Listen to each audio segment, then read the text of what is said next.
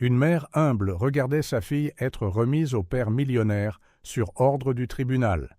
Mais lorsque la fille a enfin parlé, l'expression du juge a complètement changé.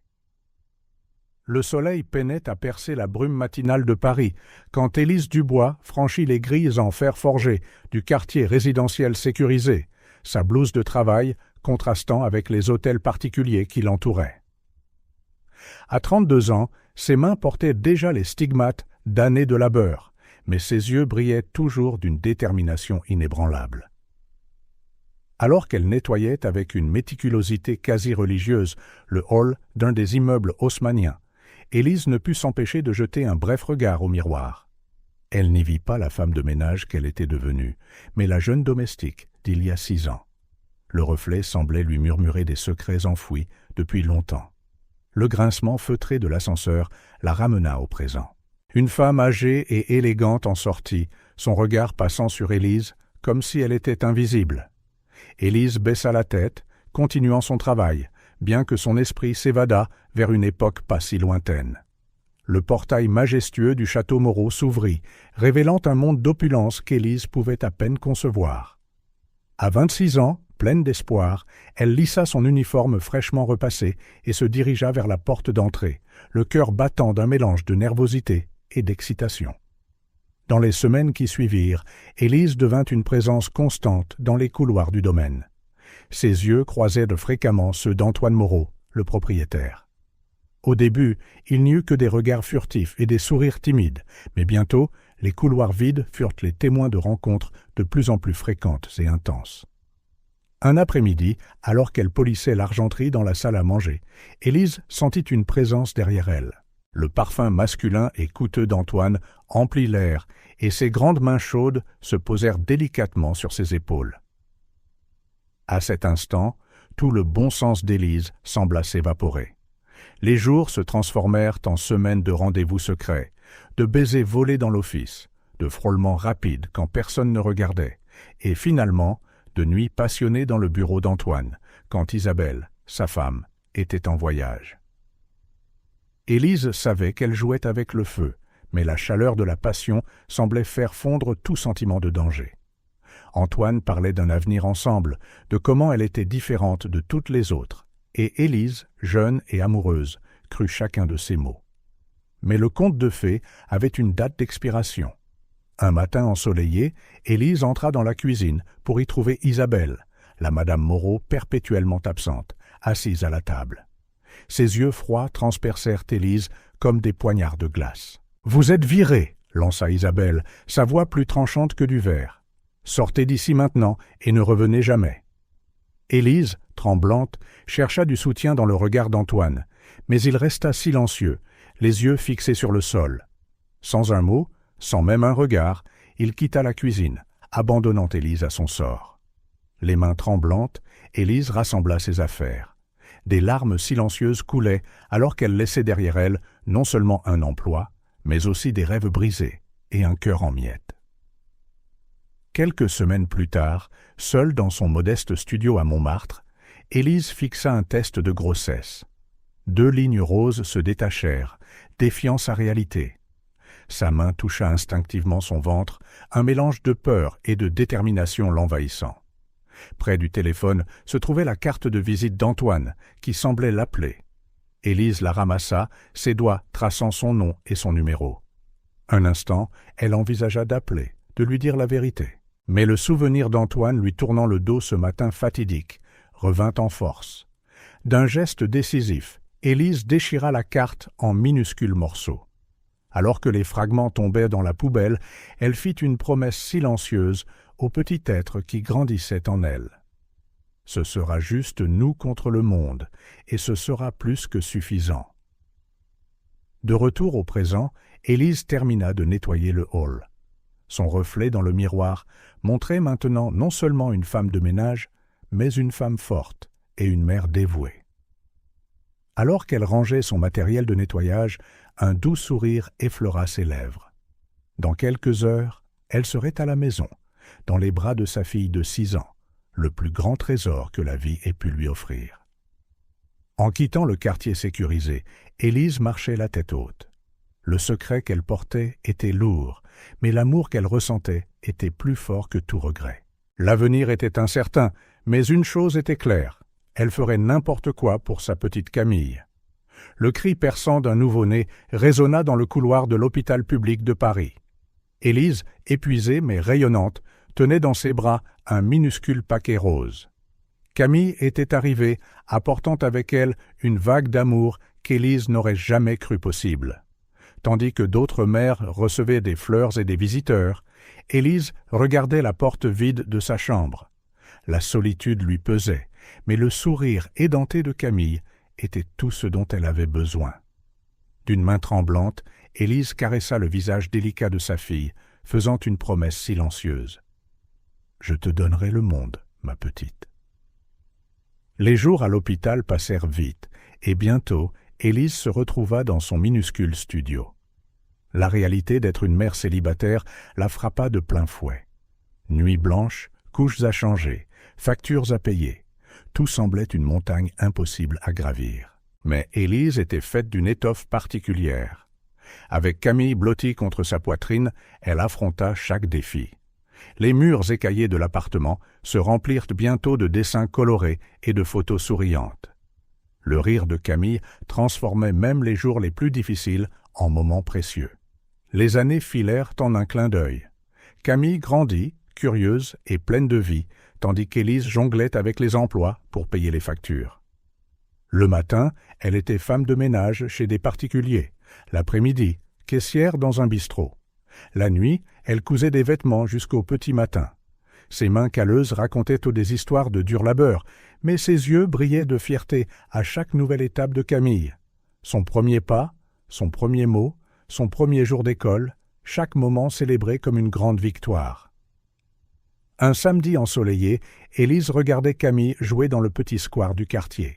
Sa fille, maintenant âgée de 5 ans, courait et riait avec d'autres enfants au jardin du Luxembourg.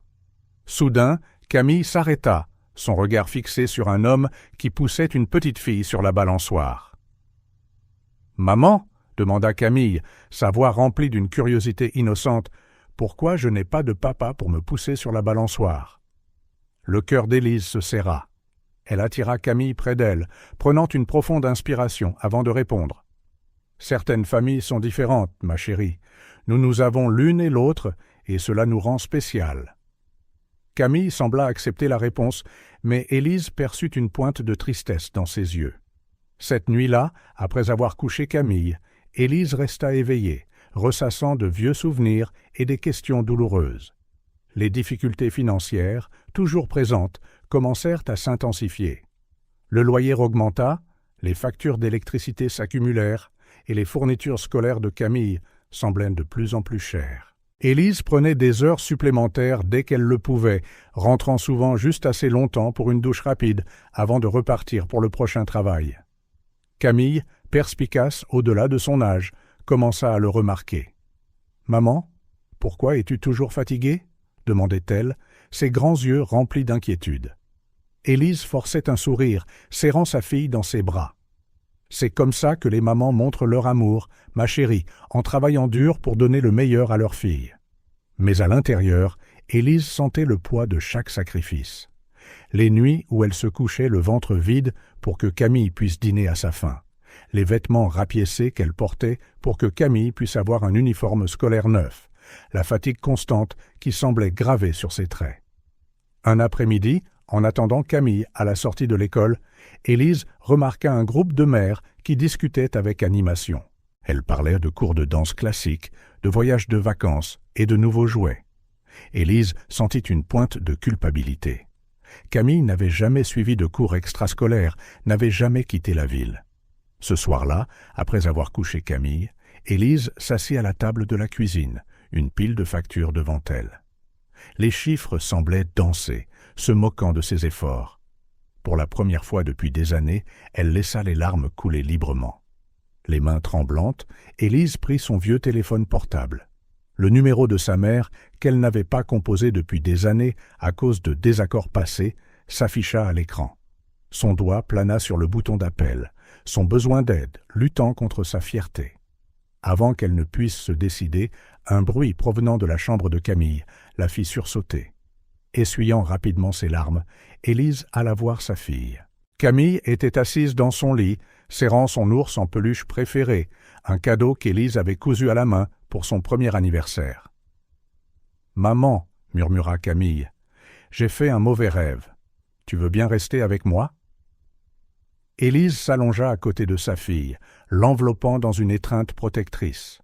La chaleur de Camille, le doux parfum de son shampoing à la fraise et la confiance totale dans ses yeux endormis rappelèrent à Élise ce qui comptait vraiment. « Bien sûr, mon amour, » murmura Élise en embrassant le front de Camille. « Maman sera toujours là pour toi. » Alors que Camille se rendormait dans ses bras, Élise sentit sa détermination renaître. Les défis étaient nombreux, les sacrifices immenses, mais l'amour qu'elle partageait était plus fort que n'importe quel obstacle. Le lendemain matin, Élise se réveilla avec un plan qui se dessinait dans son esprit. Elle ne pouvait pas donner à Camille tout ce que l'argent pouvait acheter, mais elle pouvait lui offrir des expériences, des souvenirs, des moments de pur bonheur. Au petit déjeuner, Élise surprit Camille avec une proposition. « Que dirais-tu d'un pique-nique au parc cet après-midi ? On peut apporter des sandwichs et faire un gâteau ensemble. » Les yeux de Camille pétillèrent d'excitation. « Vraiment, maman ? On peut ?» Le sourire radieux sur le visage de sa fille était tout l'encouragement dont Élise avait besoin. Alors qu'elle se préparait pour la journée, Élise se fit une promesse silencieuse. Elle trouverait un moyen d'améliorer leur vie, peu importe la difficulté du chemin. Les difficultés persistaient, les factures devaient encore être payées et l'avenir était incertain. Mais à ce moment-là, en regardant Camille danser dans la cuisine, en fredonnant à propos de leur pique-nique, Élise sut qu'ensemble, elles pouvaient affronter n'importe quoi. La vie était peut-être une série de sacrifices, mais chaque sourire de Camille, chaque étreinte serrée, chaque « je t'aime », maman murmurait avant de dormir, valait tous les efforts du monde. Élise n'avait peut-être pas grand-chose à offrir en termes matériels, mais l'amour entre une mère et sa fille était un trésor qu'aucune somme d'argent ne pourrait jamais acheter. Le son de la toux sèche de Camille résonnait dans le petit studio, brisant le cœur d'Élise. Cela faisait 2 semaines que la fièvre avait commencé et rien ne semblait aider. Les yeux brillants et curieux de Camille étaient maintenant ternes et fatigués, ses joues autrefois roses, pâles et creuses. Élise passa une main sur le front humide de sa fille, sentant la chaleur qui s'en dégageait. « Comment te sens-tu, mon amour ?» demanda-t-elle, essayant de garder une voix stable. Camille tenta de sourire, mais fut interrompue par une autre quinte de toux. « Ça va, maman ?» murmura-t-elle, la voix rauque, juste un peu fatiguée. Élise ravala la boule dans sa gorge. Elle savait que l'état de Camille n'était pas juste de la fatigue. Le médecin du dispensaire public avait été clair. Camille avait besoin d'examens plus approfondis et peut-être d'un traitement spécialisé, des choses bien au-delà des moyens d'Élise. Cette nuit-là, après avoir enfin réussi à endormir Camille, Élise s'assit à la table de la cuisine, une pile de factures médicales et de brochures de cliniques privées devant elle. Les chiffres dansaient devant ses yeux, des sommes astronomiques qui se moquaient de ses maigres économies. Les mains tremblantes, Élise ouvrit le tiroir de la commode et en sortit une vieille boîte à chaussures. À l'intérieur, soigneusement pliée, se trouvait une coupure de journal jauni. La photo montrait un homme en costume, souriant avec assurance à l'objectif. Antoine Moreau, le visage qui hantait ses rêves et ses cauchemars. Élise traça le contour du visage d'Antoine avec son doigt, les souvenirs l'inondant. Pendant des années, elle s'était jurée de ne plus jamais le contacter, déterminée à élever Camille seule. Mais maintenant, avec la santé de sa fille en jeu, Élise savait qu'elle n'avait pas le choix. Le lendemain matin, après avoir laissé Camille chez une voisine bienveillante, Élise se retrouva devant l'imposant siège social de Moreau Industries. Son reflet sur la façade vitrée de l'entrée révélait une femme déterminée, bien que le tremblement de ses mains trahît sa nervosité. « Je peux vous aider ?» demanda la réceptionniste, polie mais distante. Élise prit une profonde inspiration. « Je dois parler à monsieur Antoine Moreau. C'est urgent. » La réceptionniste haussa un sourcil, clairement peu impressionné. « Monsieur Moreau est très occupé. Avez-vous un rendez-vous ?»« Non, mais... » commença Élise avant d'être coupée. Sans rendez-vous, je ne peux rien faire. Peut-être souhaitez-vous prendre quelque chose pour le mois prochain ?» Le désespoir monta dans la poitrine d'Élise. « S'il vous plaît, plaida-t-elle, la voix brisée, c'est au sujet de sa fille. Il ne sait même pas qu'il en a une. » Le silence qui s'ensuivit fut assourdissant. La réceptionniste, choquée, décrocha finalement le téléphone. Quelques minutes plus tard, Élise était escortée jusqu'à l'ascenseur de la direction. Le bureau d'Antoine était exactement comme Élise l'avait imaginé, grand, luxueux et intimidant. Et il était là, debout derrière son bureau, les années n'ayant parsemé que quelques cheveux gris sur ses tempes. Élise, la voix d'Antoine, était chargée de surprise et d'un soupçon d'autre chose, peut-être de la peur. De quoi s'agit-il ? Élise prit une longue inspiration, rassemblant tout son courage. « Antoine, Nous avons une fille. » Le choc sur le visage d'Antoine était palpable. Il chancela, se retenant à son bureau. « Impossible, » murmura-t-il. « Tu mens. Elle a 6 ans, Antoine, » continua Élise, sa voix se raffermissant, « née 8 mois après que tu m'aies renvoyé. Elle s'appelle Camille. Elle ?» Antoine secoua la tête, incrédule. « Pourquoi me dis-tu ça maintenant? C'est de l'argent que tu veux ?» L'accusation frappa Élise comme une gifle. « Camille est malade, » dit-elle, les larmes commençant à se former. « Elle a besoin de traitement, d'examen, que je ne peux pas payer. Je n'avais pas le choix. » Le silence qui suivit était lourd, chargé d'émotions inexprimées et d'années de secrets. Antoine parla enfin, sa voix un mélange de colère et de confusion. « Comment puis-je en être sûr? Comment savoir si cet enfant est vraiment la mienne ?» Élise sortit une photo de Camille de son sac. « Regarde-la, Antoine. Elle a tes yeux, ton sourire. » Antoine prit la photo avec des mains tremblantes. Un instant, son masque de froideur se fissura, et Élise entrevit l'homme dont elle était tombée amoureuse. Mais aussi vite qu'elle était apparue, la vulnérabilité disparut. « Ça ne prouve rien, » dit Antoine, sa voix dure. « Je veux un test ADN. » Élise hocha la tête, s'y attendant déjà. « Je ferai tout ce qu'il faut. Camille a besoin d'aide, Antoine. C'est ta fille. » Dans les jours qui suivirent, Élise vécut dans un tourbillon d'émotions. L'attente des résultats du test ADN semblait interminable. Chaque toux de Camille, chaque gémissement de douleur était un cruel rappel du temps qui passait. Finalement, l'enveloppe arriva. Les mains tremblantes, Élise l'ouvrit, le cœur battant. Les mots sautèrent de la page. Probabilité de paternité, 99,29%. Le téléphone sonna presque immédiatement. C'était Antoine, sa voix débordant d'émotion qu'Élise ne pouvait déchiffrer. « Alors, c'est vrai, » dit-il, presque dans un murmure. « J'ai une fille. »« Oui, » répondit Élise, des larmes silencieuses coulant sur son visage. « Et elle a besoin de toi, maintenant. » Il y eut une pause, une hésitation qui sembla durer une éternité. Puis Antoine parla, sa voix résolue. « Dis-moi ce dont Camille a besoin. Je ferai tout ce qui est nécessaire. » En raccrochant, Élise ressentit un mélange de soulagement et d'appréhension. L'avenir était incertain, mais pour la première fois depuis des semaines, il y avait une lueur d'espoir. Camille aurait une chance de guérir, de grandir en bonne santé. Mais alors que le soulagement initial s'estompait, de nouvelles inquiétudes commencèrent à surgir. Comment cette révélation allait-elle changer leur vie? Comment Camille réagirait-elle en apprenant l'existence de son père? Et Antoine était-il vraiment prêt à être un père? Élise regarda vers la chambre où dormait Camille, sa petite poitrine se soulevant et s'abaissant avec une respiration encore laborieuse. Quoi que l'avenir lui réserve, Élise savait une chose avec certitude. Elle ferait tout pour protéger sa fille, pour s'assurer que Camille ait toutes les opportunités qu'elle méritait. Avec un profond soupir, Élise commença à se préparer au changement à venir. La décision désespérée qu'elle avait prise ouvrirait un nouveau chapitre de leur vie, un chapitre rempli d'incertitudes, mais aussi de possibilités. Elle affronterait chaque défi, chaque obstacle avec la même résolution qui l'avait guidée au cours des 6 dernières années. Pour Camille, elle serait forte. Pour Camille, elle affronterait le passé et l'avenir, aussi effrayants soient-ils. Le bureau d'Antoine Moreau était silencieux, la tension épaisse dans l'air. Élise était assise, raide, sur la chaise en face de l'imposant bureau en acajou, les yeux fixés sur l'homme qu'elle avait autrefois aimé.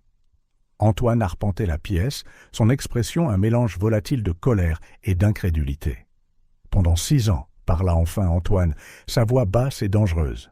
« Tu m'as caché ma propre fille pendant 6 ans. » Élise sentit un frisson parcourir son échine. « Je ne l'ai pas cachée, Antoine. Tu m'as renvoyé, tu te souviens?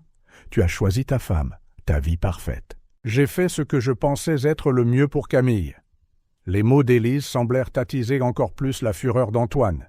Il frappa ses mains sur le bureau, faisant sursauter Élise. « Le mieux? Priver un enfant de son père, c'est le mieux? Tu n'avais pas le droit. Et toi, tu avais le droit de me jeter comme un déchet ?» rétorqua Élise, des années de blessures se déversant dans sa voix. « J'étais enceinte et seule. J'ai fait ce que je devais faire. » Antoine s'arrêta, ses yeux se plissant dangereusement. « Eh bien, les choses vont changer maintenant. Camille est ma fille, et elle mérite le meilleur, quelque chose que tu ne peux manifestement pas lui offrir. » Le cœur d'Élise se glaça. « Qu'est-ce que tu veux dire ?»« Je veux dire, dit Antoine en se penchant sur son bureau, que je demande la garde exclusive de Camille. J'ai les ressources, les avocats, tout ce qu'il faut pour lui donner la vie qu'elle mérite. » Élise se leva brusquement, la panique l'étreignant. « Tu ne peux pas faire ça. Camille te connaît à peine. Grâce à toi, cracha Antoine. Mais ça va changer.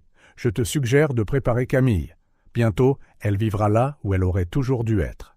Avec moi. » Élise quitta le bureau, hébétée, ses jambes la soutenant à peine.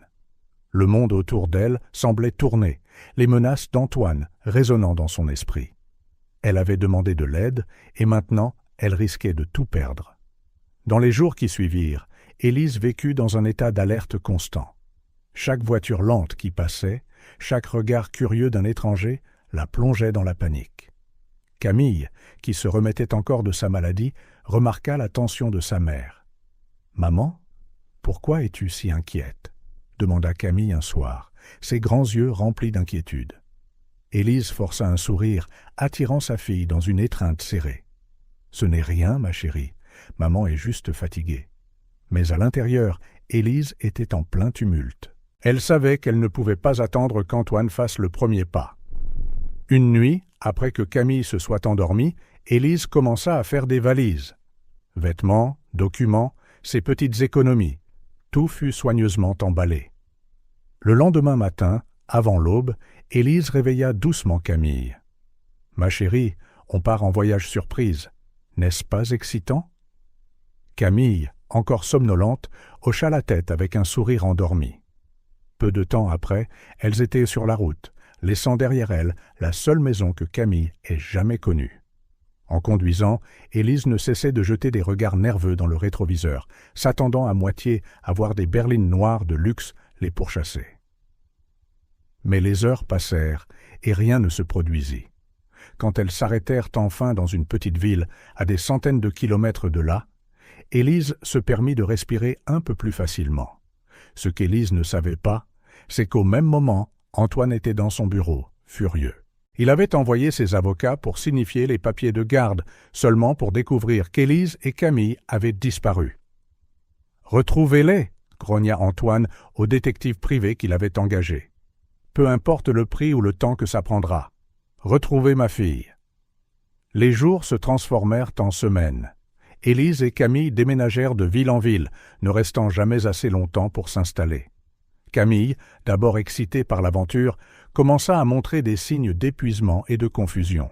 « Maman, quand est-ce qu'on rentre à la maison ?» demandait-elle souvent. Chaque fois qu'Élise entendait la question, son cœur se serrait. « Bientôt, ma chérie. Très bientôt. » Mais Élise savait qu'elle ne faisait que retarder l'inévitable. Leurs ressources s'épuisaient et Camille avait besoin de stabilité. Le cœur lourd, Élise décida finalement de revenir. En arrivant dans leur ville natale, Élise fut immédiatement confrontée à la réalité. Des affiches avec des photos d'elle et de Camille étaient placardées partout, annonçant qu'elles étaient recherchées. Il ne fallut pas longtemps pour que la police frappe à sa porte. Élise fut emmenée pour interrogatoire, tandis que les services sociaux s'occupaient de Camille. Le cauchemar qu'elle avait redouté si longtemps devenait réalité. Dans les jours suivants, Élise se retrouva au milieu d'un tourbillon juridique.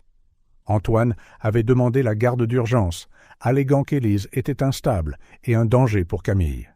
Chaque accusation, chaque insinuation dans les documents juridiques était comme un coup de poignard pour Élise.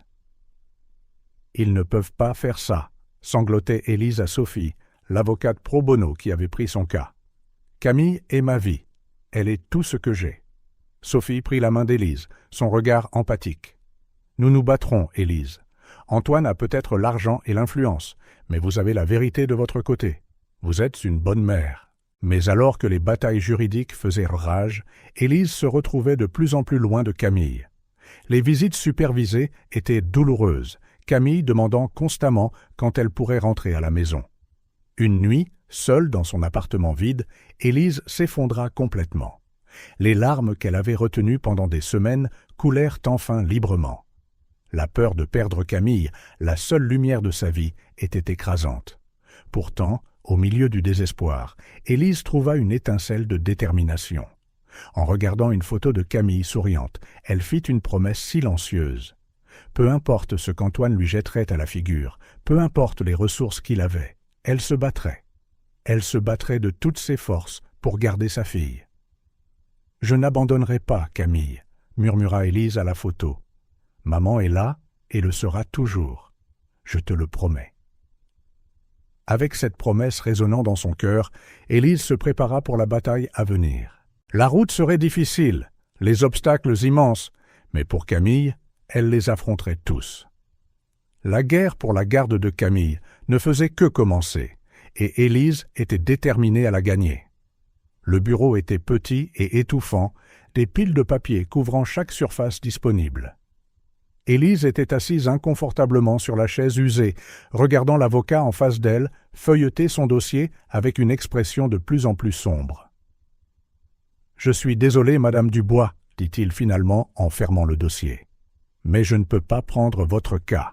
Monsieur Moreau a des ressources pratiquement illimitées. Ce serait une bataille perdue d'avance. » Le cœur d'Élise se serra. C'était le 5e avocat à refuser son cas cette semaine. « S'il vous plaît, supplia-t-elle, la voix brisée. Ma fille est tout ce que j'ai. » L'avocat la regarda avec pitié. « Je comprends, mais je ne peux pas vous aider. Peut-être qu'il vaut mieux accepter une sorte d'accord avec M. Moreau. » Élise quitta le bureau, se sentant vaincue. La bruine qui tombait reflétait son humeur alors qu'elle marchait sans but dans les rues de la ville. Son esprit tourbillonnait. Comment pouvait-elle combattre Antoine sans représentation légale? Comment pouvait-elle garder Camille sans aucune ressource? C'est alors, dans son moment de désespoir, qu'Élise remarqua une petite enseigne sur une vitrine embuée. Association d'aide juridique gratuite. Le cœur battant, elle poussa la porte rouillée et entra. L'intérieur de l'association était aussi modeste que son extérieur, mais il y régnait un air de détermination. Assise derrière un bureau couvert de livres de droit, se trouvait une femme d'âge mûr, les cheveux gris tirés en un chignon sévère et des lunettes de lecture perchées sur son nez. « Je peux vous aider ?» demanda la femme en lorgnant par-dessus ses lunettes. « J'ai besoin d'un avocat, balbutia Élise, mais je n'ai pas d'argent. » La femme lui fit signe de s'asseoir sur la chaise en face d'elle. « Asseyez-vous, s'il vous plaît. Je suis Sophie Lemaire. Racontez-moi votre histoire. » Les mots d'Élise se déversèrent comme un barrage qui cède. Elle parla de Camille, d'Antoine, des menaces et de la peur constante. Sophie écouta attentivement, prenant parfois des notes. Quand Élise eut fini, des larmes brillaient dans ses yeux. Sophie enleva ses lunettes, se frottant l'arête du nez. « Votre cas est compliqué, Madame Dubois, et M. Moreau aura certainement les meilleurs avocats que l'argent puisse acheter. » Le cœur d'Élise se serra à nouveau. Mais ensuite, Sophie sourit, une lueur déterminée dans les yeux. « Mais vous savez quoi? J'ai toujours aimé les défis. Je vous représenterai, pro bono. » La vague de soulagement qu'Élise ressentit fut immense.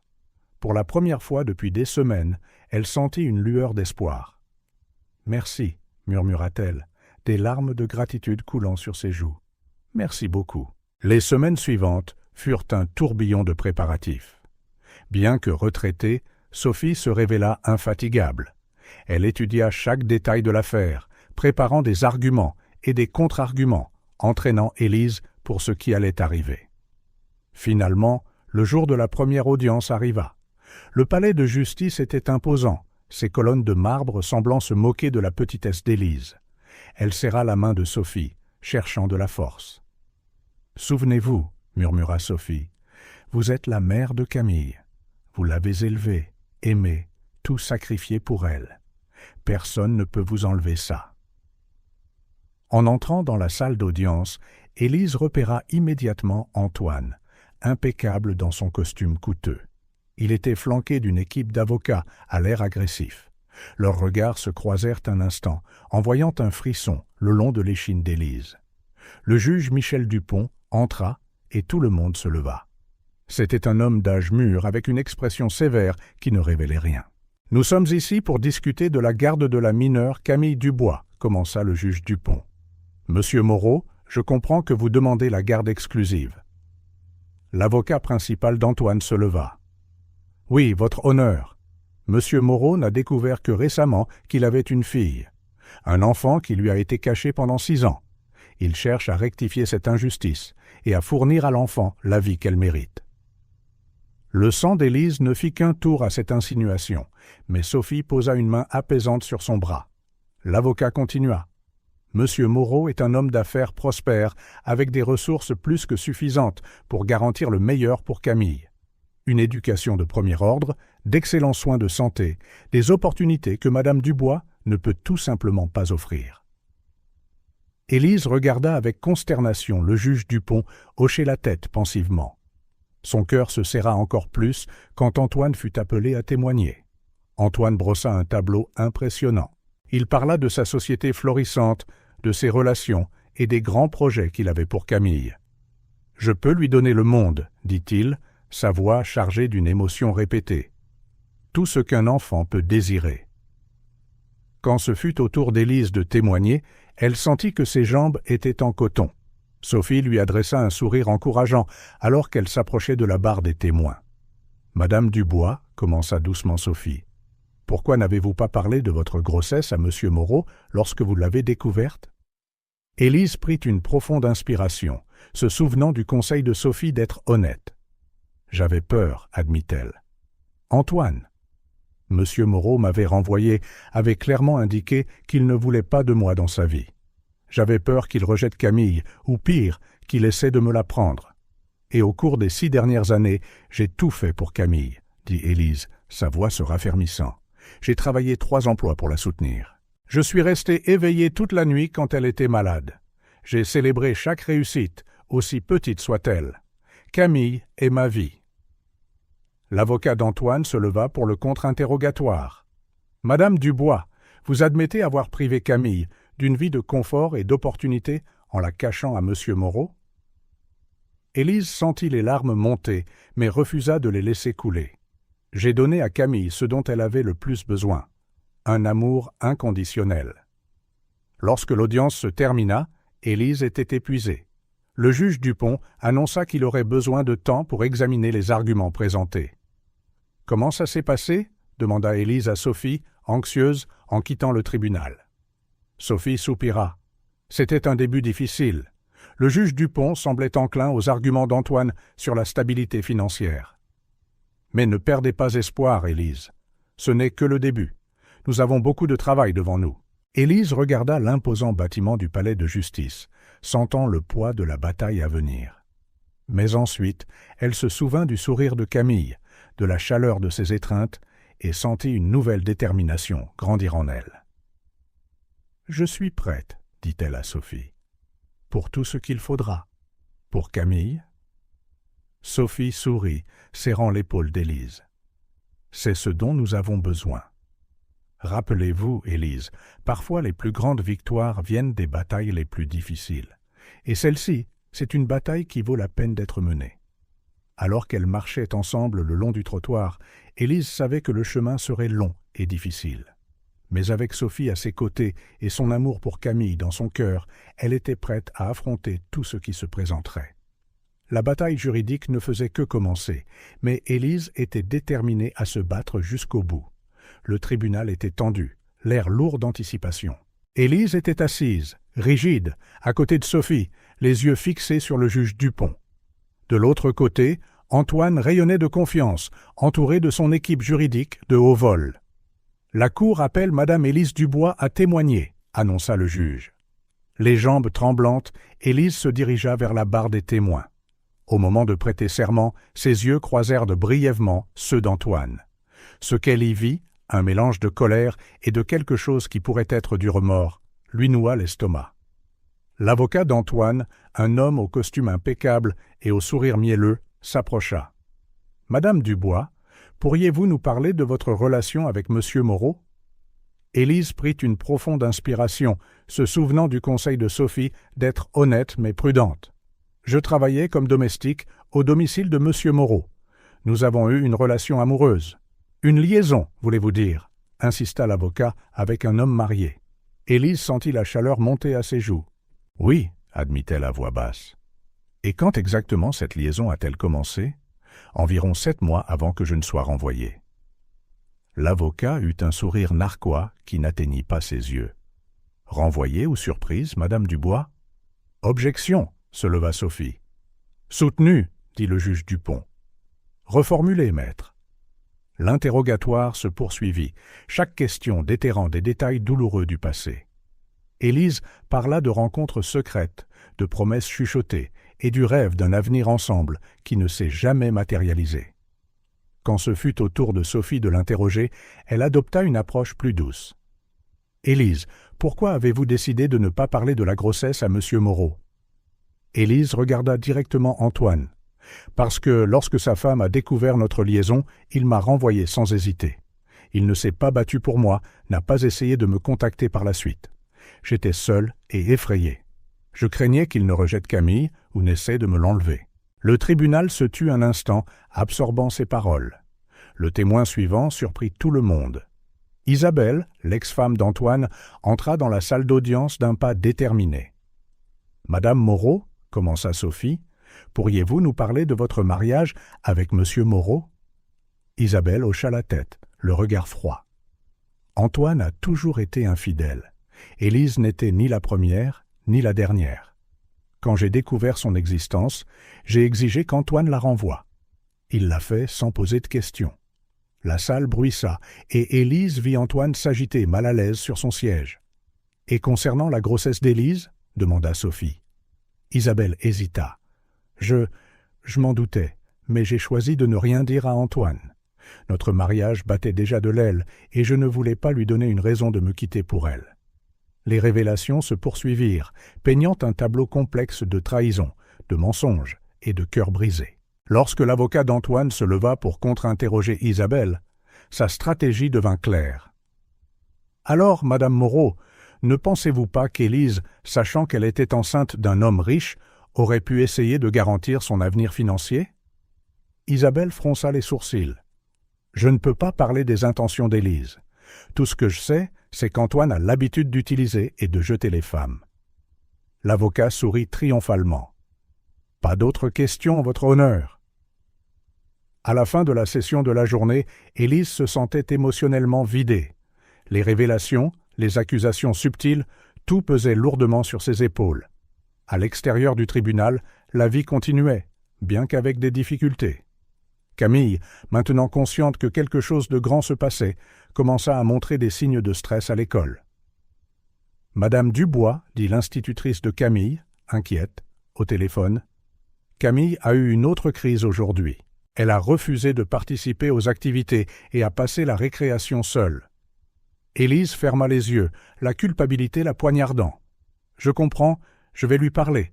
Merci de m'avoir prévenu. » Ce soir-là, alors qu'elle préparait le dîner, Élise regarda Camille dessiner tranquillement à la table de la cuisine. Le contraste entre la Camille autrefois bavarde et heureuse et la version renfermée devant elle brisa le cœur d'Élise. « Camille, ma chérie, » commença doucement Élise en s'asseyant à côté de sa fille. « Comment s'est passée l'école aujourd'hui ?» Camille haussa les épaules, sans lever les yeux de son dessin. « Bien ?» Élise prit une profonde inspiration. « Tu sais, ce n'est pas grave si tu te sens confuse ou effrayée par tout ce qui se passe. » Camille leva enfin les yeux, ses yeux remplis de larmes qu'elle n'avait pas versées. « Pourquoi cet homme veut-il m'emmener ?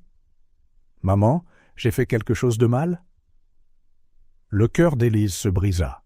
Elle attira Camille dans une étreinte serrée. « Non, mon amour, tu n'as rien fait de mal. C'est compliqué, mais je te promets que quoi qu'il arrive, je serai toujours là pour toi. » Dans les jours qui suivirent, Élise s'efforça de maintenir un semblant de normalité pour Camille. Elles gardèrent leur routine de lecture au coucher, firent des biscuits le week-end et planifièrent même un petit pique-nique au parc local. Pendant ce temps, Sophie travaillait sans relâche en coulisses. Son minuscule bureau à l'association d'aide juridique devint leur centre de commandement, avec des piles de documents, de livres de droit et de tasses de café vides couvrant chaque surface. « Nous devons être prêts à tout ce qu'ils nous enverront, » dit Sophie, feuilletant furieusement un épais livre de droit. Antoine a les ressources, mais nous avons la vérité de notre côté. Une nuit, après une autre longue journée au tribunal, Élise trouva Sophie encore au travail, l'horloge indiquant bien plus de minuit. « Sophie, vous devez vous reposer, » dit doucement Élise. Sophie leva les yeux, ses yeux fatigués, mais résolus. « Je ne peux pas, Élise. Pas quand il y a tant en jeu. Camille mérite d'avoir sa mère, et je ferai tout ce qui est en mon pouvoir pour que cela se produise. » Élise sentit des larmes de gratitude monter.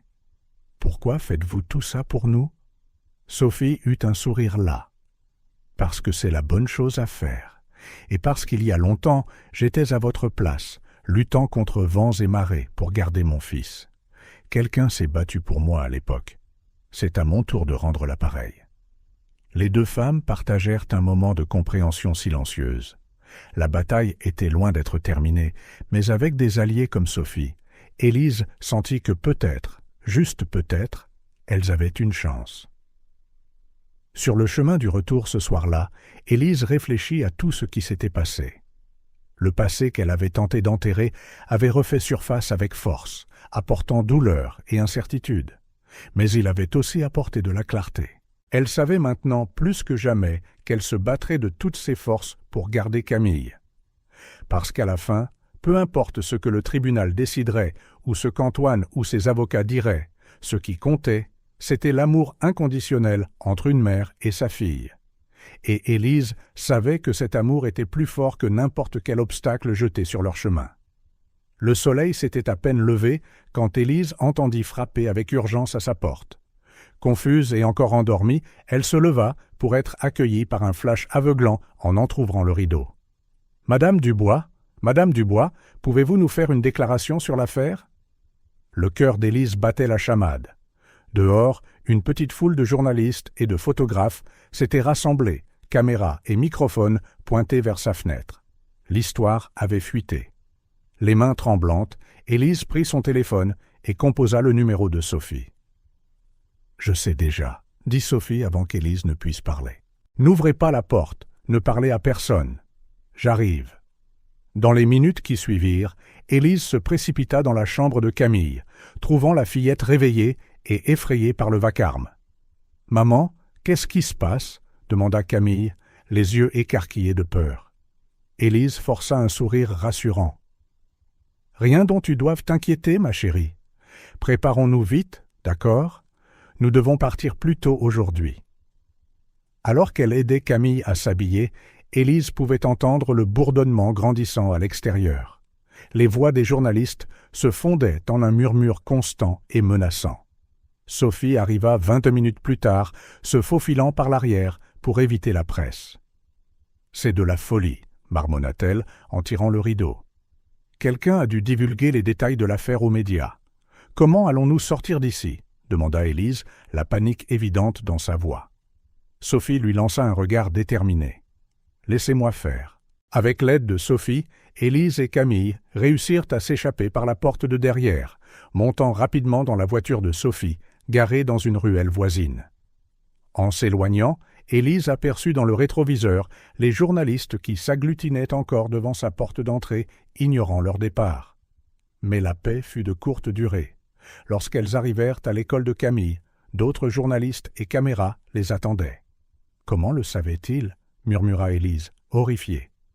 Camille se cramponna à la main de sa mère. « Maman, je ne veux pas y aller. » Le cœur d'Élise se brisa à la peur dans les yeux de sa fille. « Ce n'est pas grave, ma chérie.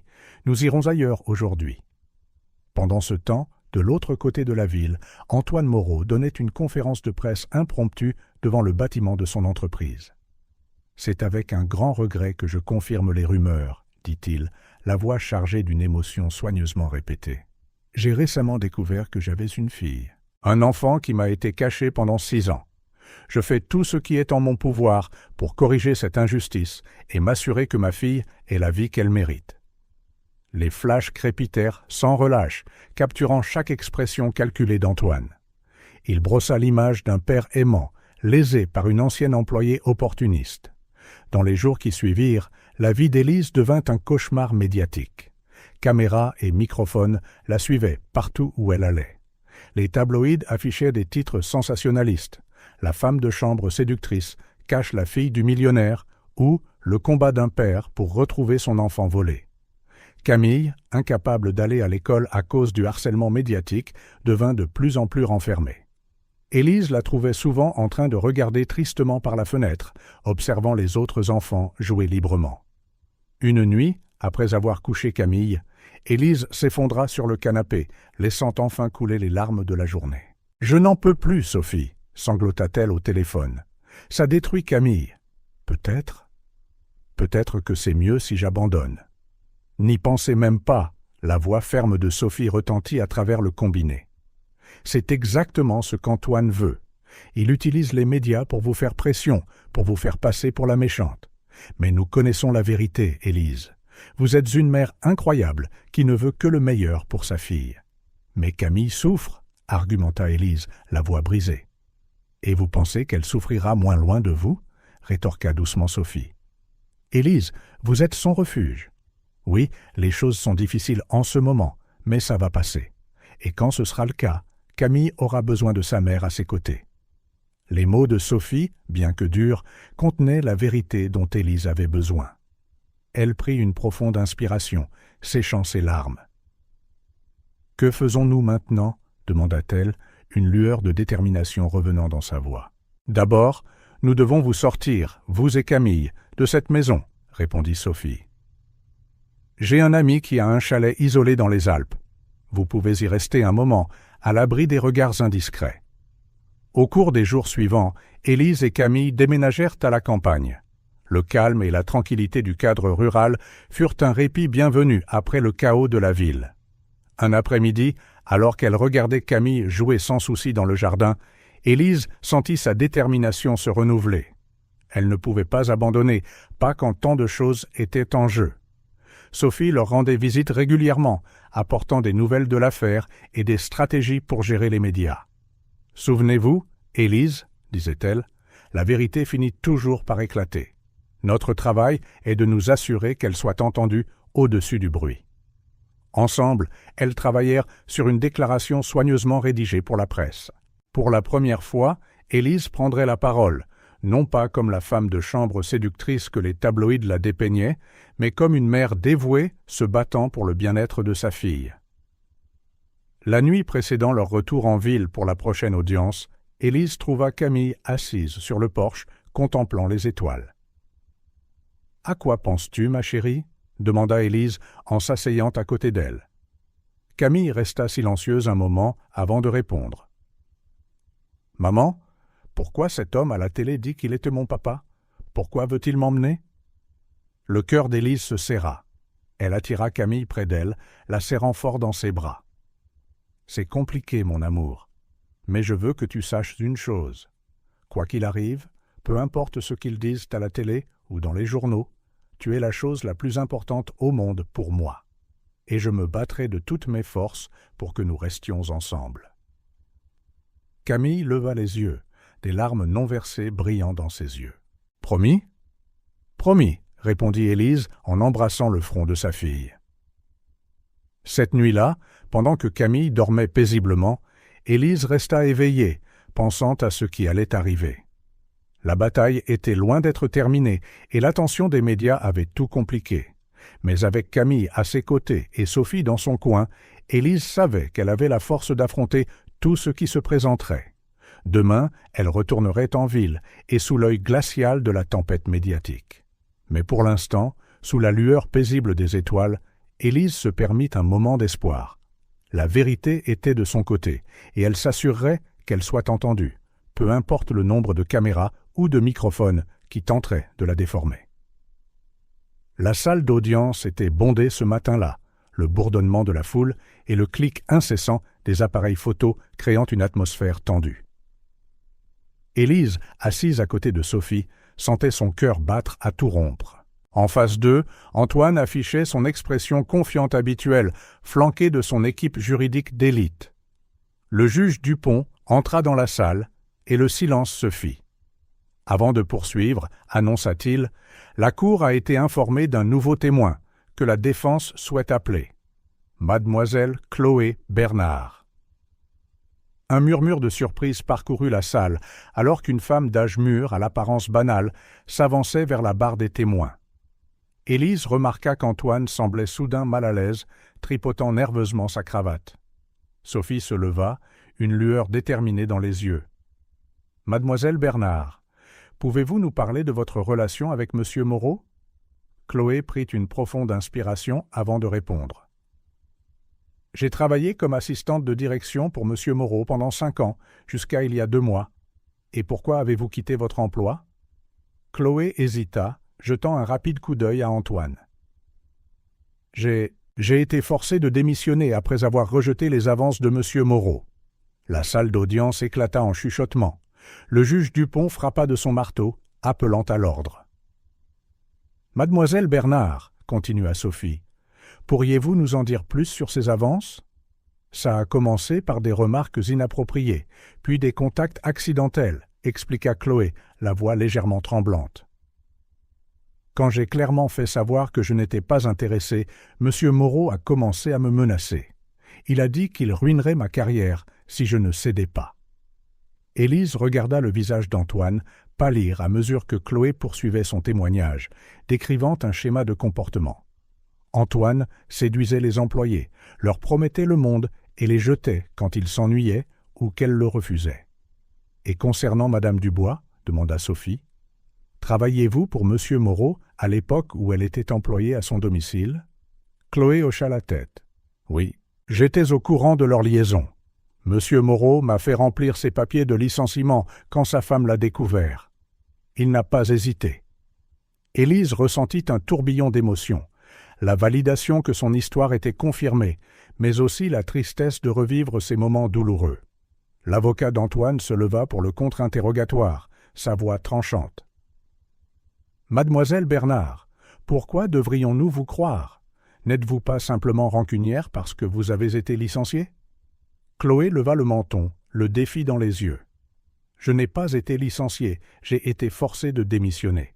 Et j'ai des preuves. » Puis elle lâcha une bombe, des emails, des SMS et même des enregistrements audio documentant le comportement prédateur d'Antoine. La salle d'audience fut stupéfaite par les preuves.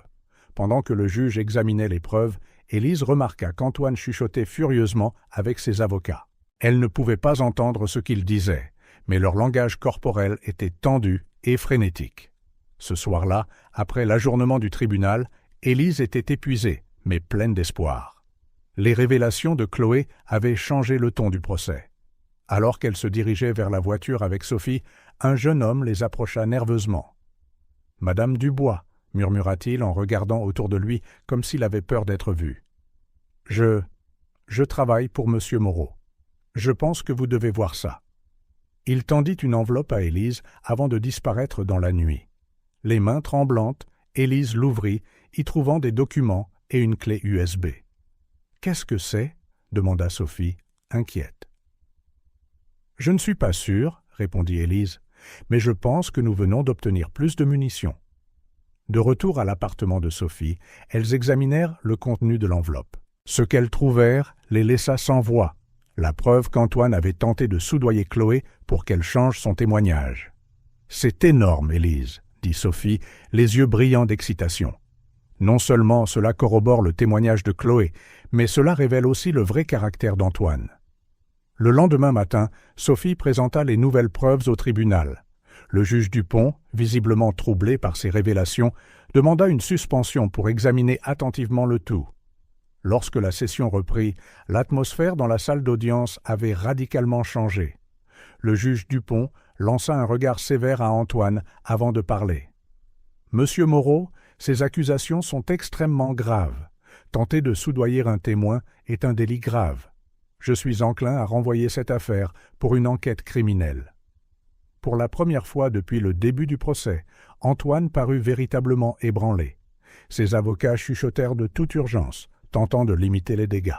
Le juge continua. « À la lumière de ces nouvelles preuves, je reconsidère sérieusement ma position sur cette affaire de garde. La stabilité financière est importante, oui, mais le caractère moral est tout aussi crucial pour déterminer le meilleur intérêt de l'enfant. » Élise sentit une vague de soulagement et d'espoir l'inonder. Elle regarda Sophie, qui lui sourit d'un air rassurant. À l'extérieur du palais de justice, le récit des médias commença à changer. Les mêmes tabloïds qui avaient dépeint Élise comme une croqueuse de diamants remettaient maintenant en question le caractère d'Antoine. Des titres comme « Tyranne accusée de harcèlement et de corruption » et « Le combat d'une mère contre un système corrompu » commencèrent à apparaître. Élise, qui avait auparavant évité les journalistes, trouva le courage de parler brièvement. « Tout ce que j'ai toujours voulu, c'est protéger ma fille et lui donner une vie pleine d'amour. Je ne me bats pas contre M. Moreau, je me bats pour Camille. » Sa sincérité et son émotion résonnèrent auprès du public. Sur les réseaux sociaux, des hashtags de soutien à Élise commencèrent à se répandre. Les gens partagèrent leurs propres histoires de bataille pour la garde, de partenaires abusifs et de sacrifices faits pour leurs enfants. Antoine, de son côté, vit son image publique s'effondrer rapidement. D'anciens employés, enhardis par le témoignage de Chloé, se manifestèrent avec leurs propres histoires de harcèlement et de manipulation. Un soir, alors qu'Élise aidait Camille à faire ses devoirs, elle reçut un appel inattendu. C'était Isabelle, l'ex-femme d'Antoine. « Élise, » dit Isabelle, la voix tremblante. « Je veux témoigner à nouveau.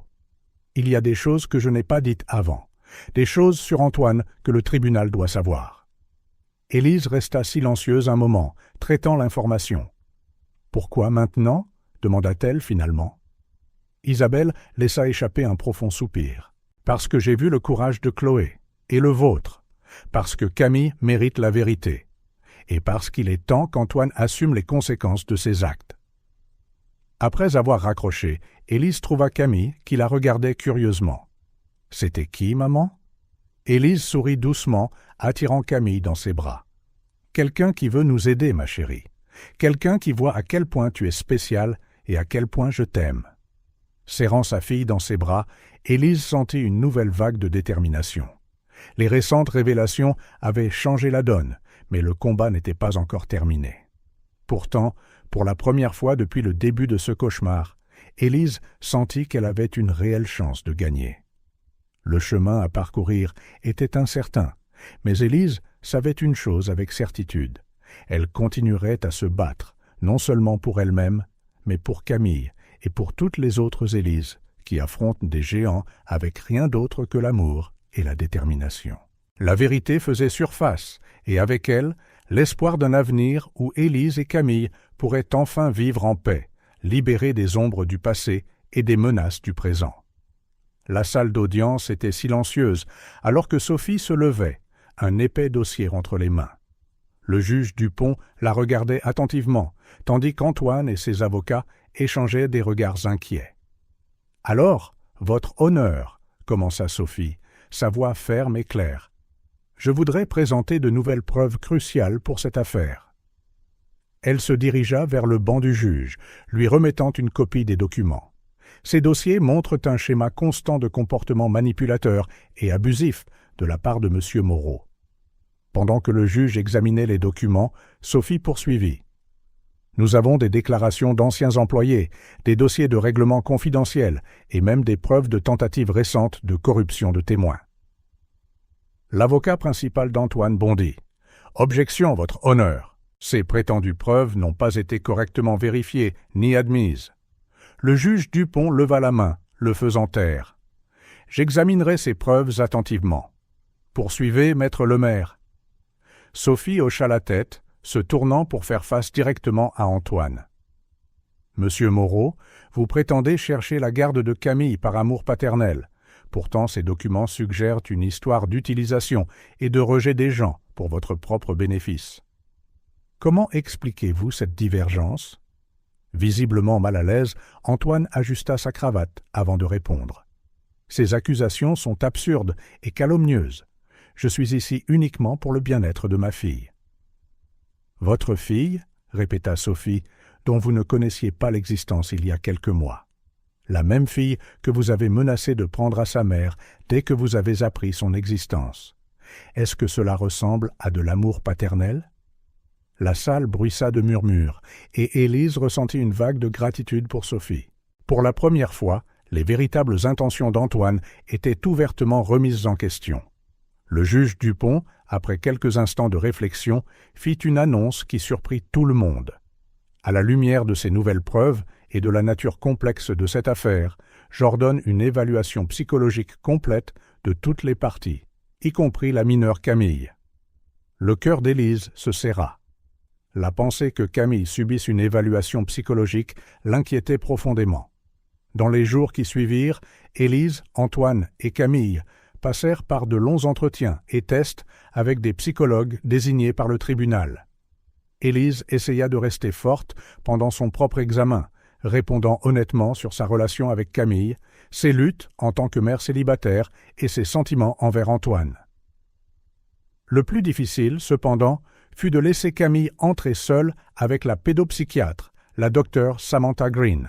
Élise attendit anxieusement à l'extérieur, imaginant ce que sa fille pourrait dire et redoutant que ses paroles soient utilisées contre elle. À la fin de la séance, Camille sortit avec un petit sourire. « La docteure Green est gentille, maman, dit-elle.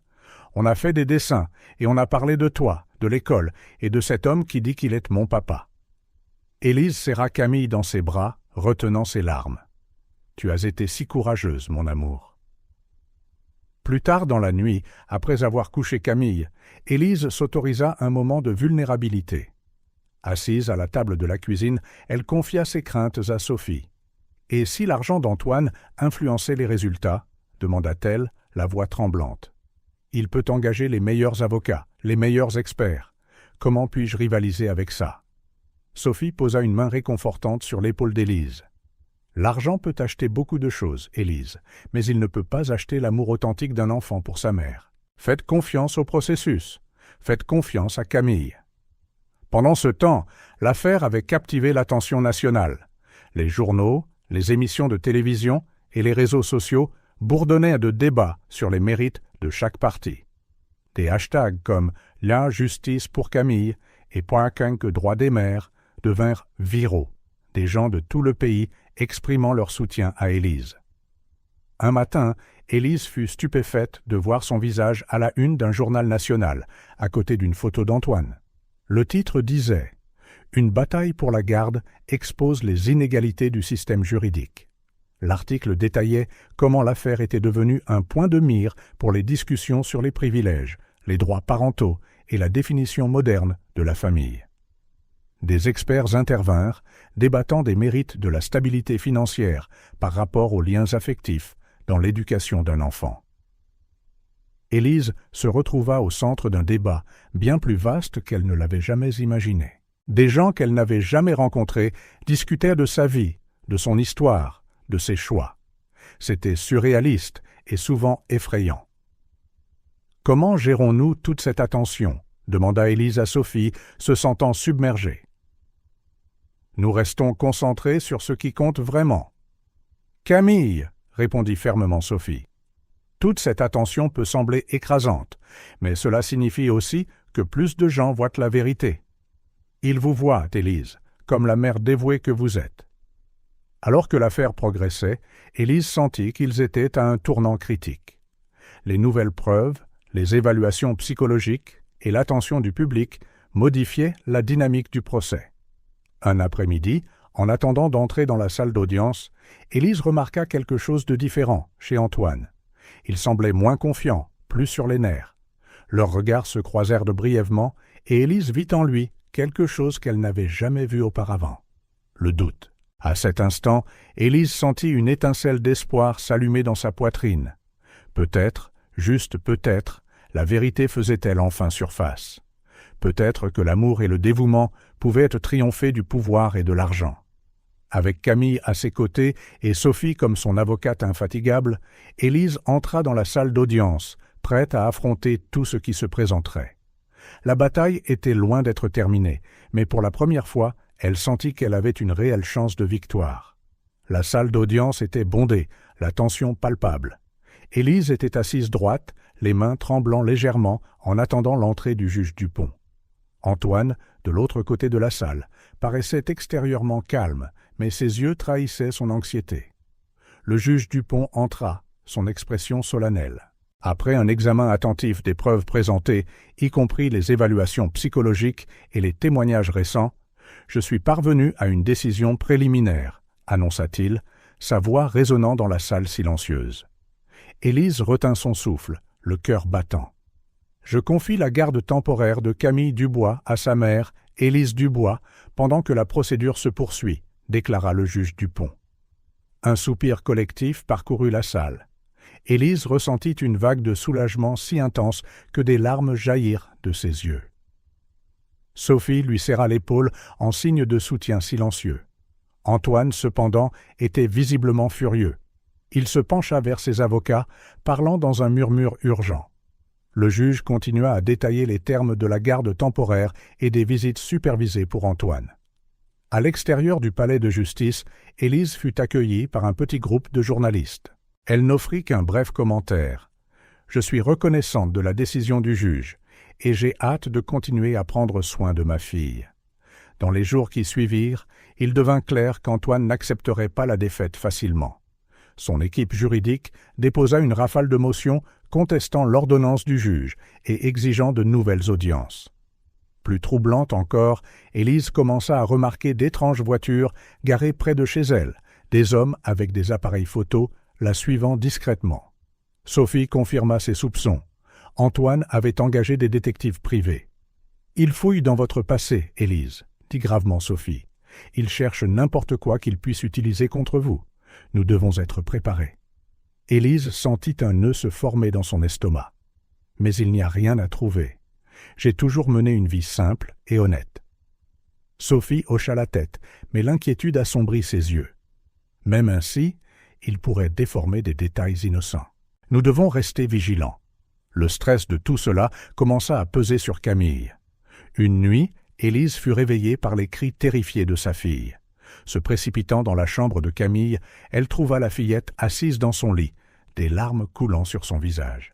« Maman !» sanglota Camille en se jetant dans les bras d'Élise. « J'ai rêvé qu'il m'emmenait, que je ne te reverrai jamais. » Élise berça Camille, sentant son propre cœur se briser. « Chut, ça va, mon amour, je suis là, personne ne t'emmène. » Dans les jours qui suivirent, Élise remarqua des changements subtils dans le comportement de Camille.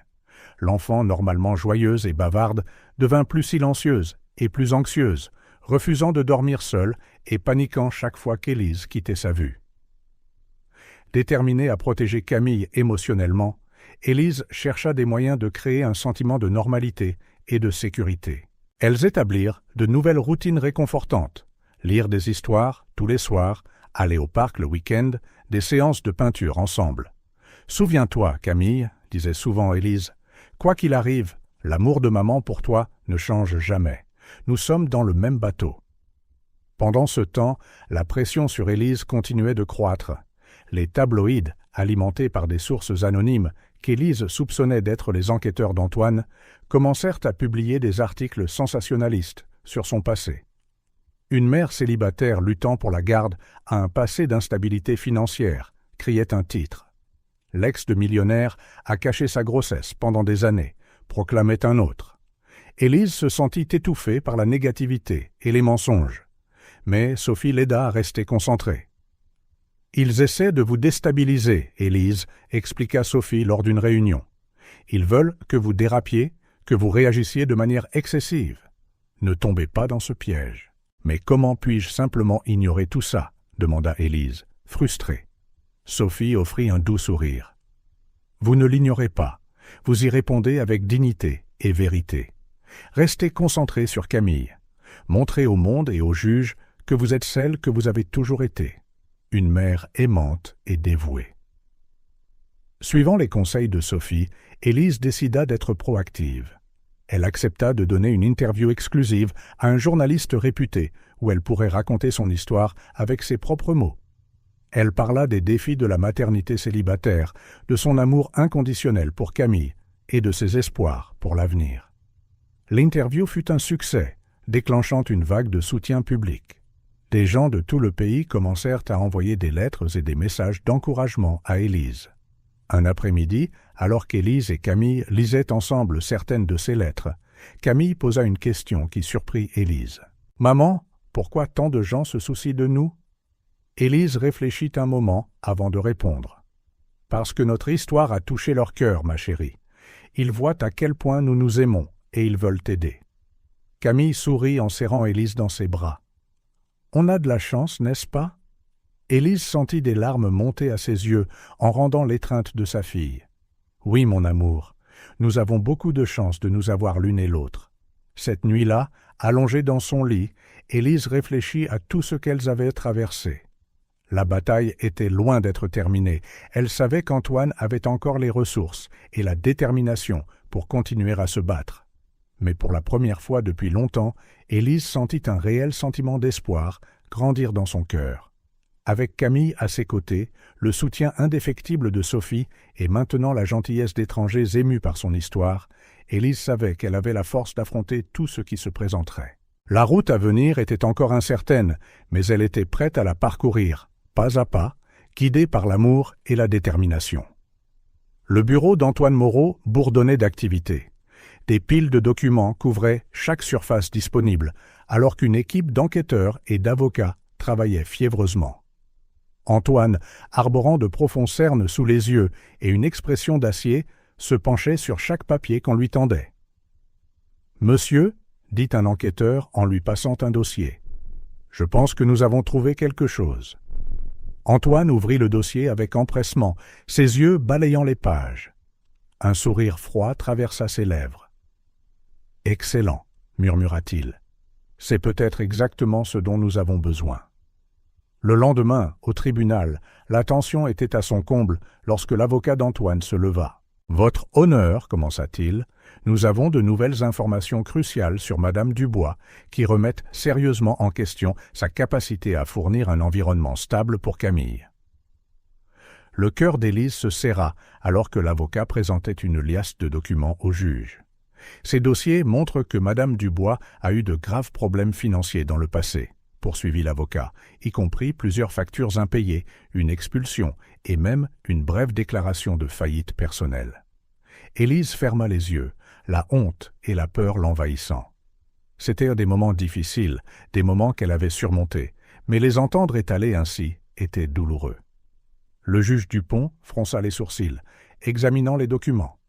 « Madame Dubois, qu'avez-vous à dire à ce sujet ?» Élise se leva, les jambes tremblantes. « Votre honneur, c'est vrai, j'ai eu des difficultés financières en tant que mère célibataire. Il y a eu des moments où je pouvais à peine payer le loyer. Mais jamais, au grand jamais, cela n'a affecté la façon dont je prenais soin de Camille. J'ai travaillé plusieurs emplois et fait tous les sacrifices possibles pour m'assurer qu'elle ait tout ce dont elle avait besoin. » Le tribunal murmura et Élise vit des expressions de sympathie sur quelques visages. Mais Antoine avait l'air triomphant, sûr d'avoir trouvé les munitions dont il avait besoin pour renverser la vapeur. À ce moment, quelque chose d'inattendu se produisit. La porte de la salle d'audience s'ouvrit et Isabelle, l'ex-femme d'Antoine, entra. Tous les yeux se tournèrent vers elle, alors qu'elle se dirigeait d'un pas décidé vers l'avant de la salle. « Votre honneur, dit Isabelle, la voix claire, Je voudrais témoigner à nouveau. Il y a des informations cruciales que je n'ai pas partagées auparavant. Le juge, surpris, hocha la tête. « Allez-y, Madame Moreau. » Isabelle prit une profonde inspiration avant de parler. « J'étais au courant de la grossesse d'Élise, révéla-t-elle en voyant un choc collectif dans la salle. En fait, je l'ai découvert avant Antoine. » Antoine se leva d'un bond. « Quoi? Comment pouvais-tu savoir ?» L'ignorant, Isabelle continua. « J'ai vu le test de grossesse positif dans la poubelle du domaine. C'est pourquoi j'ai exigé qu'Antoine la renvoie. Et je l'ai forcé à le faire, menaçant d'exposer ses liaisons aux médias s'il refusait. La salle d'audience se tut, tout le monde absorbant cette bombe. « Pourquoi révélez-vous cela maintenant ?» demanda le juge Dupont. Isabelle regarda directement Camille, assise tranquillement à côté d'Élise. « Parce que cette petite fille mérite la vérité, et parce que je suis fatigué de vivre avec cette culpabilité. Antoine n'est pas la victime qu'il prétend être. Il savait, ou du moins soupçonnait, qu'Élise était enceinte. Il a choisi son empire et son image plutôt que sa fille. Antoine était furieux, criant à son avocat de faire quelque chose, n'importe quoi, pour arrêter Isabelle. Mais il était trop tard. Ces mots flottaient dans l'air, impossibles à reprendre. Le juge Dupont, visiblement troublé par ces nouvelles révélations, appela les avocats pour une conférence privée. Pendant qu'il parlait à voix basse, Élise ressentit un tourbillon d'émotions, choc, soulagement et une pointe de justification. Lorsque le juge revint, son expression était grave. « À la lumière de ces nouvelles révélations, je suis enclin à ignorer les allégations concernant les difficultés financières passées de Madame Dubois. Elles semblent être une conséquence directe des actions de M. Moreau plutôt qu'un reflet de ses capacités en tant que maire. Antoine semblait dégonflé, sa confiance antérieure s'évaporant de manière spectaculaire. Le juge continua. De plus, les actions de M. Moreau, tant par le passé que pendant cette procédure, soulèvent de sérieuses questions sur son caractère et ses véritables motivations dans cette bataille pour la garde. Élise pouvait à peine croire ce qu'elle entendait. C'était comme si un poids colossal avait été enlevé de ses épaules. À la fin de la session, le juge annonça qu'il aurait besoin de temps pour reconsidérer tous les aspects de l'affaire à la lumière des nouvelles informations. Mais il était clair pour tout le monde dans la salle d'audience que la tendance s'était inversée de manière décisive en faveur d'Élise. En quittant le palais de justice, Élise se retrouva face à face avec Isabelle. Un instant, les deux femmes se regardèrent dans les yeux, des années d'histoire tacite passant entre elles. « Merci », dit simplement Élise. Isabelle hocha la tête, des larmes aux yeux. « J'aurais dû le faire il y a longtemps. Je suis désolé pour tout. » Élise regarda Isabelle s'éloigner, ressentant un mélange complexe d'émotions. Puis elle sentit une petite main se glisser dans la sienne. Camille la regarda avec des questions non posées, brillant dans ses yeux. « Tout va bien, mon amour ?» dit Élise en attirant Camille dans ses bras. Les choses commencent enfin à se mettre en place. Ce soir-là, en couchant Camille, Élise réfléchit aux événements de la journée. Le dernier recours désespéré d'Antoine avait spectaculairement échoué. La vérité, longtemps enfouie, avait enfin éclaté. En regardant sa fille dormir, Élise ressentit une paix qu'elle n'avait pas connue depuis des mois. Le chemin à parcourir était encore incertain, mais pour la première fois, elle croyait vraiment que tout irait bien. Avec un doux sourire, elle embrassa le front de Camille et murmura « On a réussi, mon amour. On a réussi. » Le tribunal était plein à craquer, la tension palpable. Élise était assise droite, les mains tremblant légèrement, en attendant l'entrée du juge Dupont. Robert, de l'autre côté de la salle, paraissait extérieurement calme, mais ses yeux trahissaient son anxiété. Le juge Dupont entra, son expression solennelle. Après un examen attentif des preuves présentées, y compris les évaluations psychologiques et les témoignages récents, je suis parvenu à une décision préliminaire, annonça-t-il, sa voix résonnant dans la salle silencieuse. Élise retint son souffle, le cœur battant. Je confie la garde temporaire de Camille Thompson à son père, Antoine Moreau, jusqu'à ce qu'une décision finale puisse être rendue. Le monde d'Élise s'effondra. C'était comme si tout l'air avait été aspiré de ses poumons. Des larmes montèrent à ses yeux, alors qu'elle tenait Camille encore plus près. Antoine, de son côté, se leva avec un sourire triomphant, se déplaçant déjà comme pour prendre Camille immédiatement. Puis quelque chose d'inattendu se produisit. « Attendez !» fit une petite voix ferme. C'était Camille, coupant à travers le murmure de la salle d'audience. « Je veux parler. » Tous les yeux se tournèrent vers la fillette de 6 ans, qui se tenait maintenant debout, les yeux brillants de détermination. Le juge Dupont, décontenancé, se pencha en avant. « Camille, aimerais-tu dire quelque chose à la cour ?» Camille hocha la tête résolument. « Oui, monsieur, c'est important. » Après un moment d'hésitation, le juge accepta. « Très bien, Camille, tu peux parler ?» Camille s'avança vers l'avant, s'arrêtant devant le juge. Sa petite silhouette se détachait en contraste frappant avec l'environnement imposant de la salle d'audience, mais sa posture était inflexible.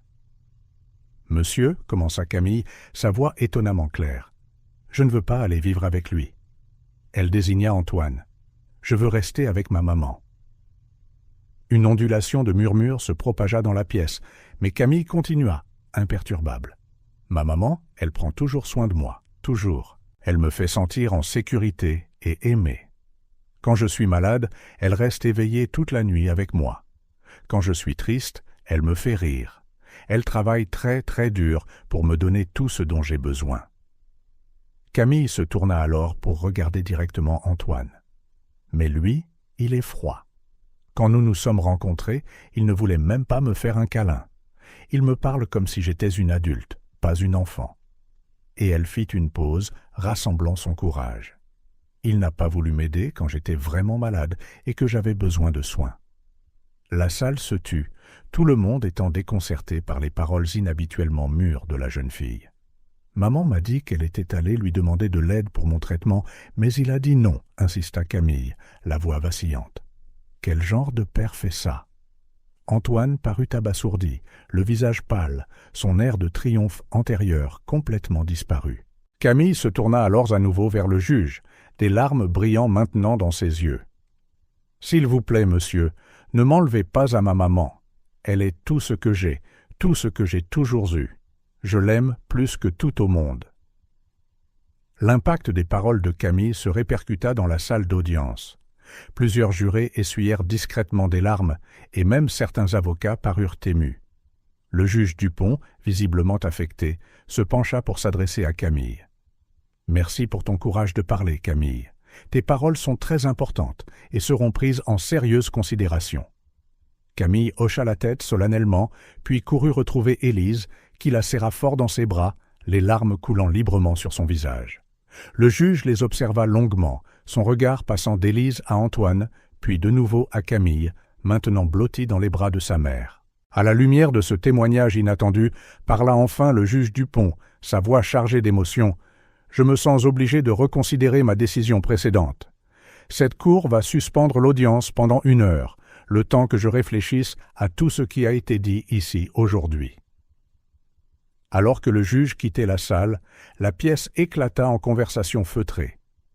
Antoine semblait complètement vaincu, affalé sur son siège, pendant que ses avocats lui parlaient de toute urgence. Élise, tenant toujours Camille près d'elle, regarda Sophie avec un mélange d'espoir et d'incrédulité. Sophie sourit, des larmes dans ses propres yeux, et murmura « Elle l'a fait ?» Camille a peut-être bien renversé la situation. Pendant la suspension, Élise refusa de lâcher Camille, ne serait-ce qu'1 seconde. Elles s'assirent ensemble, échangeant des paroles rassurantes, unies par leur amour et leur détermination. Lorsque le juge Dupont revint, le silence s'installa de nouveau. Tout le monde sentait qu'un moment crucial était imminent. Après un nouvel examen attentif, commença le juge solennellement, et en tenant compte de la déclaration sincère et touchante de Camille, « Je suis contraint d'annuler ma décision précédente. La garde temporaire de Camille restera avec Élise Dubois, en attendant une décision finale. » Élise laissa échapper un sanglot étranglé de soulagement, serrant Camille encore plus fort. Antoine parut abasourdi, comme s'il ne pouvait pas croire ce qu'il entendait. Le juge continua. « Les paroles de Camille aujourd'hui nous rappellent ce qui compte vraiment dans un litige de garde, le bien-être émotionnel et le bonheur de l'enfant. Il est évident que le lien entre Camille et sa mère est profond et vital pour son développement. Alors que le juge détaillait les prochaines étapes, Élise pouvait à peine réaliser le revirement qui venait de se produire. Elle jeta un coup d'œil à sa fille, le cœur débordant d'amour et de fierté. Camille, sentant le regard de sa mère, leva les yeux et sourit, un sourire radieux et plein d'espoir. À cet instant, Élise sut que peu importe ce que l'avenir leur réservait, elles l'affronteraient ensemble, plus fortes que jamais. La petite mais puissante voix de Camille avait tout changé. Elle avait parlé non seulement pour elle-même, mais pour chaque enfant dont la voix est souvent négligée dans les batailles pour la garde. Et dans cette salle pleine de gens, sa voix avait enfin été entendue. La salle d'audience était absolument silencieuse lorsque le juge Dupont reprit son siège, ses yeux habituellement stricts brillant d'émotion après le témoignage émouvant de Camille. Il s'éclaircit la gorge avant de parler, sa voix empreinte de conviction. Ayant entendu le récit sincère et courageux de Camille, commença-t-il. « Je suis contraint non seulement d'annuler mon ordonnance précédente, mais de prendre une position définitive sur cette affaire. » Élise retint son souffle, ses bras enroulés de manière protectrice autour de Camille. Il est évident que le bien-être émotionnel de Camille est étroitement lié à sa relation avec sa mère, Élise Dubois. Par conséquent, je confie par la présente la garde exclusive de Camille à Madame Dubois, avec des droits de visite pour Monsieur Moreau à déterminer ultérieurement. Un hoquet collectif remplit l'air. Élise ressentit une vague de soulagement immense, alors que des larmes coulaient sur ses joues. Camille la regarda, un sourire radieux illuminant son visage. Antoine, cependant, semblait avoir été frappé par la foudre. Sa posture autrefois arrogante avait disparu, remplacée par le choc, et, étonnamment, l'introspection. Alors que le juge continuait à détailler sa décision, quelque chose d'imprévu se produisit. Antoine se leva brusquement. « Votre honneur, dit-il, la voix tremblante, puis-je parler ?» Le juge, surpris, hocha la tête. Antoine se tourna pour faire face à Élise et Camille. « J'ai commis une terrible erreur, commença-t-il, la voix épaisse d'émotion. Dans ma poursuite aveugle du contrôle et de ce que je pensais être la justice, j'ai perdu de vue ce qui comptait vraiment, le bien-être de Camille. » La salle d'audience fut plongée dans un silence stupéfait. Élise pouvait à peine croire ce qu'elle entendait. « Élise, poursuivit Antoine, je suis désolé pour tout, pour la façon dont je t'ai traité par le passé, pour avoir refusé de l'aide quand Camille en avait besoin, pour cette guerre juridique inutile. » Il se tourna alors vers Camille.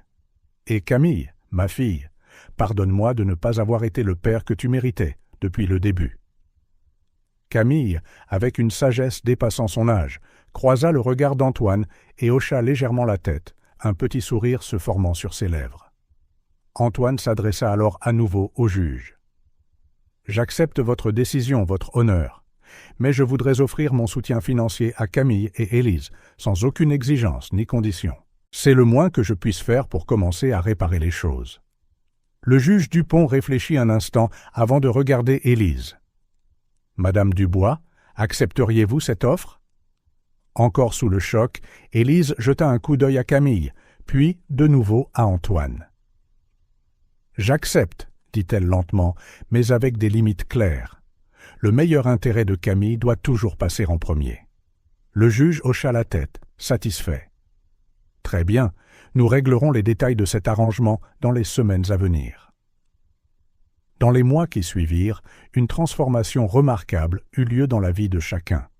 Élise, avec l'aide de Sophie, qui était devenue non seulement son avocate, mais une amie proche, trouva un nouvel emploi de coordinatrice dans une association à but non lucratif qui soutenait les mères célibataires. Non seulement le poste lui apporta une stabilité financière, mais il donna également à Élise un sentiment d'utilité et une chance d'aider d'autres femmes dans des situations comme la sienne. Avec le soutien financier d'Antoine, Élise et Camille emménagèrent dans une maison modeste mais confortable avec un petit jardin que Camille adorait. La nouvelle maison symbolisait un nouveau départ pour elle, libérée des ombres du passé. Antoine, de son côté, entama une thérapie intensive. il était déterminé à comprendre ses comportements passés et à devenir un meilleur père pour Camille. Leur première rencontre, père et fille, furent prudentes et quelque peu maladroites, mais avec le temps, une véritable relation commença à se développer. Un samedi après-midi ensoleillé, Antoine emmena Camille au parc. En la regardant jouer sur la balançoire, il ressentit un mélange de joie et de regret. « Plus haut, papa !» cria Camille, et Antoine sentit son cœur se gonfler d'un amour qu'il n'avait jamais connu. Isabelle, l'ex-femme d'Antoine, fit également des efforts pour se réconcilier avec Élise. Les deux femmes, autrefois rivales, découvrirent qu'elles avaient plus en commun qu'elles ne l'avaient pensé. « Je suis désolée pour tout », dit Isabelle à Élise autour d'un café. « J'étais tellement consumée par la colère et la jalousie que je ne voyais pas à quel point je vous faisais du mal, à toi et à Camille. » Élise sourit doucement. « Le passé est le passé. Ce qui compte, c'est que nous travaillions tous ensemble maintenant, pour le bien de Camille. » À l'approche de Noël, Élise décida de faire quelque chose qu'elle n'avait jamais imaginé. Elle invita Antoine et Isabelle à se joindre à elle et Camille pour la célébration des fêtes. La veille de Noël arriva, apportant une douce neige et l'odeur des sapins. La petite maison d'Élise était illuminée de lumières scintillantes et de couronnes festives. Camille, vêtue d'une robe rouge vif, était au comble de l'excitation. Quand la sonnette retentit, Élise prit une profonde inspiration avant d'ouvrir. Antoine et Isabelle se tenaient là, les bras chargés de cadeaux, des sourires nerveux sur leurs visages. « Entrez !» dit Élise, se surprenant elle-même de la chaleur authentique de sa voix. Camille courut les accueillir, serrant d'abord Isabelle dans ses bras, puis, après une brève hésitation, Antoine. Le sourire sur le visage d'Antoine, alors qu'il étreignait sa fille, était de la pure joie. La soirée se déroula dans une harmonie surprenante. Ils partagèrent un délicieux repas, rirent des blagues de Camille et échangèrent des cadeaux. Quand vint le moment pour Camille d'ouvrir ses cadeaux, ses yeux brillèrent de bonheur en voyant tous les adultes de sa vie ensemble, souriants et en paix. Plus tard, pendant que Camille jouait avec ses nouveaux jouets, les adultes se rassemblèrent dans la cuisine. Antoine leva son verre pour un toast. « À la famille !» dit-il, la voix pleine d'émotion. Pas la famille que nous avions imaginée, mais la famille que nous sommes devenus. Élise, Isabelle et Sophie, qui les avaient rejoints plus tard, levèrent leurs verres en signe d'accord. À ce moment-là, alors qu'Élise regardait autour d'elle ces visages qui, il n'y a pas si longtemps, étaient des adversaires, elle ressentit une vague de gratitude et d'espoir. Le voyage avait été long et difficile. Il y avait eu des moments où Élise pensait qu'elle ne pourrait pas continuer. Mais maintenant, en voyant Camille heureuse et en sécurité, sachant qu'elle avait l'amour de sa fille et le soutien de personnes qui se souciaient vraiment d'elle, Élise savait que tout cela en avait valu la peine. Alors que la soirée touchait à sa fin et que la neige commençait à tomber doucement dehors, Élise prit une Camille somnolente dans ses bras. Antoine et Isabelle se dirent chaleureusement au revoir, promettant de revenir pour le nouvel an. Après avoir couché Camille, Élise retourna au salon. Les lumières du sapin de Noël clignotaient doucement, projetant une lueur chaleureuse. Elle prit une photo encadrée sur l'étagère, une photo récente de Camille rayonnante, entourée d'Élise, Antoine et Isabelle. Élise sourit à l'image, ressentant une paix qu'elle n'avait pas ressentie depuis des années. La route à venir comporterait encore des défis. Construire une nouvelle dynamique familiale, guérir de vieilles blessures, élever un enfant dans un monde compliqué, rien de tout cela ne serait facile. Mais en regardant cette photo, le sourire radieux de Camille, Élise savait qu'ils y arriveraient, ensemble. En tant que famille non traditionnelle, unie par leur amour pour Camille, ils affronteraient tout ce que l'avenir leur réserverait. D'un dernier regard au sapin de Noël scintillant, Élise éteignit les lumières et se dirigea vers sa chambre. Demain serait un nouveau jour, le début d'un nouveau chapitre de leur vie. Et pour la première fois depuis longtemps, Élise se sentait véritablement excitée de voir ce qu'il apporterait.